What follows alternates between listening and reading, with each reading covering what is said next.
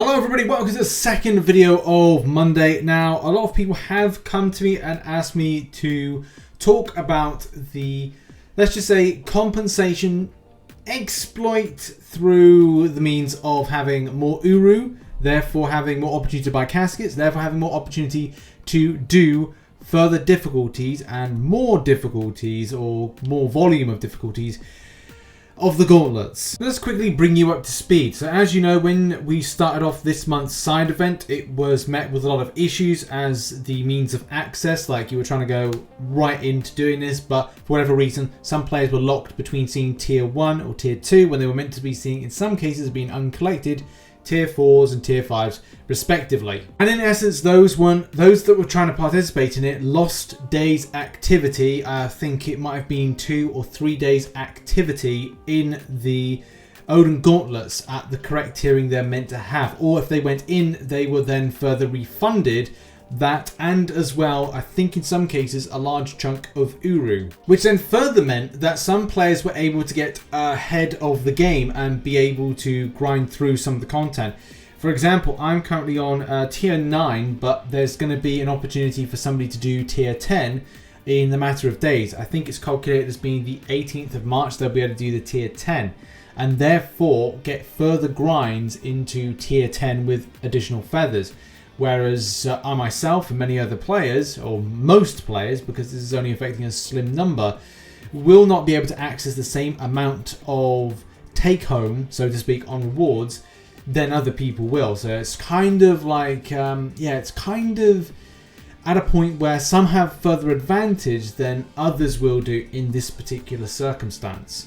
Now, I've held off in doing a video on this because the evidence really needs to be there, and as well needs the structure to it to kind of identify where the advantages are going. And thankfully there are players out there that have done a lot of that work, so it saved me a couple of days kind of like looking at like what additional extras and advantages those that have this compensation are going to get. From reading the forum post, it essentially is going to mean that they are going to get a large amount more of tier 5 class catalyst fragment crystals.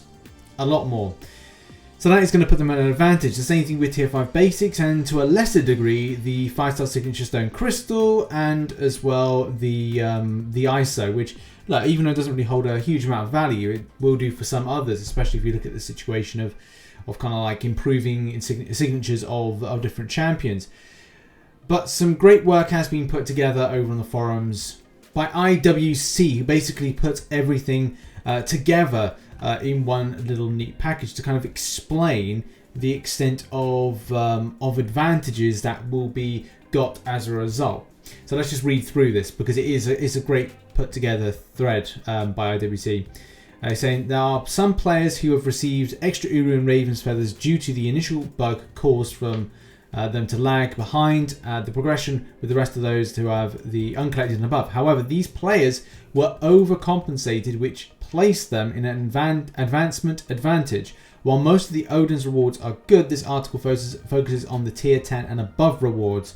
So, and that's something to represent with this, is that anybody that got the advantage that may be uncollected and lower, you are not going to see the top end of stuff that we're going to be talking about, which kind of then puts into the factor of how many people of uncollected and lower got the compensation. Because if it's a case that there is a larger chunk of players that got the compensation and now are going to receive more tier 5 class catalyst fragment crystals as a result of the grind, and assuming they can actually do it, it does put things at a different balance there. So we need to find out who's going to get advantage. Is it going to be 10 people? Is it going to be 20 people, 2,000 people? Those are really things that, you know, Kabam will consider when, I think, addressing this. And by the way, before anybody wonders, Kabam have been alerted to this thread because, as I said, it breaks down things greatly and as well kind of puts stuff together that they will need to look at. And this thread, I think, is doing a bit of numbers as well. So, and this was posted yesterday. So once Kabam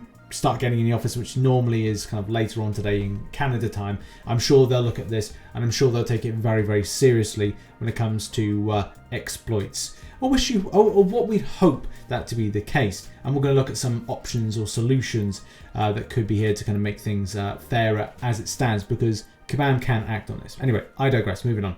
Some of the players have expressed concerns about the advantage this presents. This mathematically calculation focuses only on the tier 5 class catalyst fragment crystal, which is the rarest commodity in the game currently.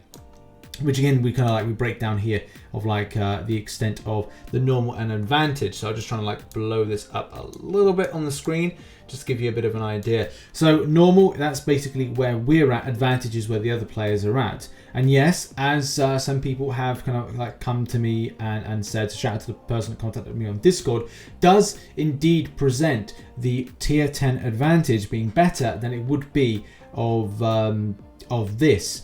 And yeah, it's just it's quite obvious now to say there is an advantage to players that are able to make the leap up quicker as opposed to where we are. Because 30th of March I have to wait for in order to be able to access tier 10, and that's not particularly good, especially compared with where everyone else will be at with this. So yeah, not good at all. And again, going further on this, saying we know the amount of Uru that is required to unlock each tier of the Odin's casket. Casket 8 requires 75 and 9 requires 100 Uru. While each run of tier 8 gives you 10 Uru and tier 9 gives you 11. So that's how things scale. And then based on the calculation of the regular, uncollected and above, the earliest that one will be able to reach tier 9 is 20th of March, after which it will another 10 days on 30th of March that will allow him to start in tier 10.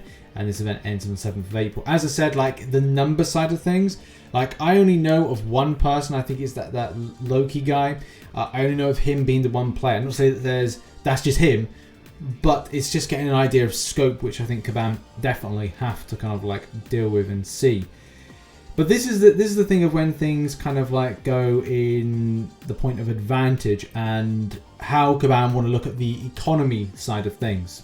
So this means that he'll be doing tier 10 runs for a total of 22 times. This translates to an extra 13 days worth of tier 10 and hence 30 more tier 5 class catalyst fragments.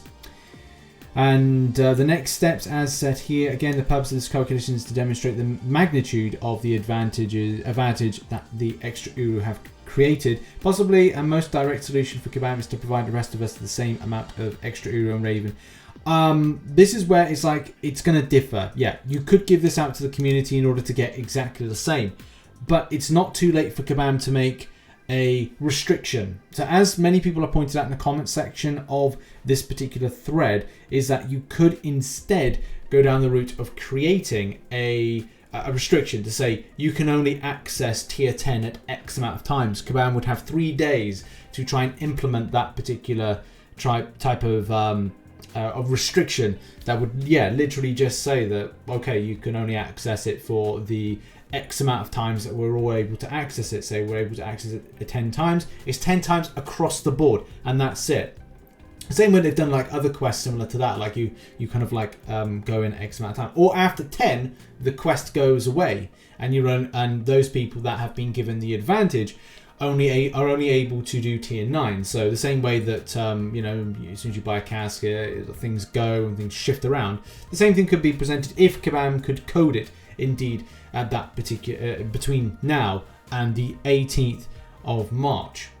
So those really are Kabam's options. They have done in the past a element of compensation, whether or not they've done the Modok coins, which I've put a screen on here. Also, there's been times that they did stuff for the compensation of rifts. So if anybody remembers my video coverage back a little while ago, they did something there with Intel for that, because there was something there that was some people got advantages, some people didn't, and then they gave everybody across the board an opportunity to grab more opportunities for the Intel rifts, or the Red Room rifts. I can't remember, man, it's a year ago, but they have done that in the past, where they have compensated for players in these particular circumstances, where instead of them going okay, we'll restrict, instead we give more. And this will be the next step for Kabam, what they do, whether or not they give or whether or not they restrict. Either way, that will be the option, and they still got time to do that before it becomes more trickier against, say, a PR standpoint between what the players think of Kabam and their actions, and as well between us players going like, oh, well, they could have done this or they could have done that. Instead, they left it and it got worse, or it got more complicated than it should do. But anyway, what are your thoughts on the matter of the exploit? Put in the comment section whether or not you feel restriction or giving everybody out similar would be the better option. Thoughts in the comment section down below. Thank you very much for watching this video. Check out the thread, link is in the description down below as well. And I'll keep you updated on this story, but I thought it's probably best to do a deep dive on this one, and we'll see what happens in the coming days. So thanks for watching. See you soon. Bye-bye.